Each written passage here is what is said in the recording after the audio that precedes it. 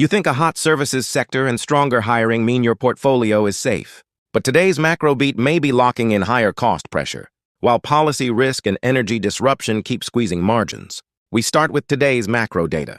Then we track tariff risk and supply chain cost pressure. Finally, we break down what Broadcom's buyback really does and does not tell you about cash flow quality.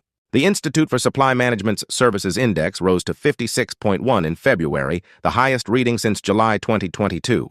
At the same time, ADP reported 63,000 private payroll gains in February, and annual pay growth for job stayers remained at 4.5%. That is a strong macro signal on the surface. But for investors, the micro question is margin pass-through.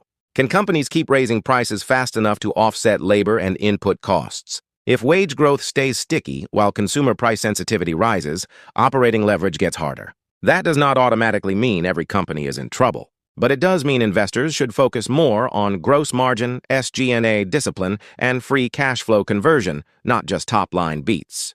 Now the policy shock. Treasury Secretary Scott Bessent said the increase in the temporary global import tariff from 10% to 15% is likely to be implemented sometime this week. That wording matters. It is not fully in effect already in the way your original script states. For companies with imported inputs, this can still become a real near-term cost problem. Retailers are already talking about shifting tariff strategy and consumer caution, which means margin pressure will vary by category, brand strength, and pricing power. Meanwhile, the Middle East conflict remains a live market risk. Reuters reports the U.S. and Israel continuing strikes, with shipping disruption through the Strait of Hormuz still a major issue. That matters because energy and freight costs are system-wide inputs, not just energy sector stories. But here is the important correction: oil did not simply reverse and close higher across the board today. Reuters reported a volatile session where Brent settled flat at $81.40, while WTI edged up 0.1% to 74.6666.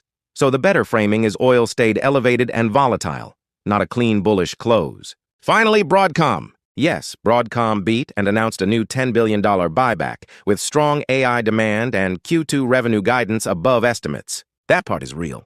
Reuters also notes expected hyperscaler AI infrastructure spending remains enormous this year. But your original Broadcom paragraph goes too far when it implies cash flow conversion is collapsing.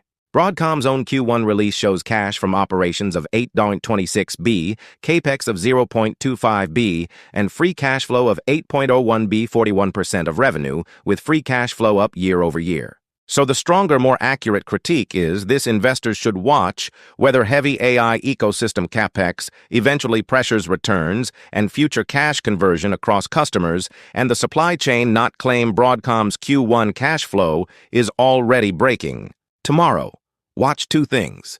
First, the 10-year Treasury yield and how rates react to resilient services activity and sticky wage data. Second, Costco's Q2 2026 earnings call, scheduled for March 5th at 2:00 p.m. PT for real-world commentary on consumer behavior and price resistance. This isn't financial advice. Keep your eyes on margins. I'm Wilson, and I'll see you tomorrow.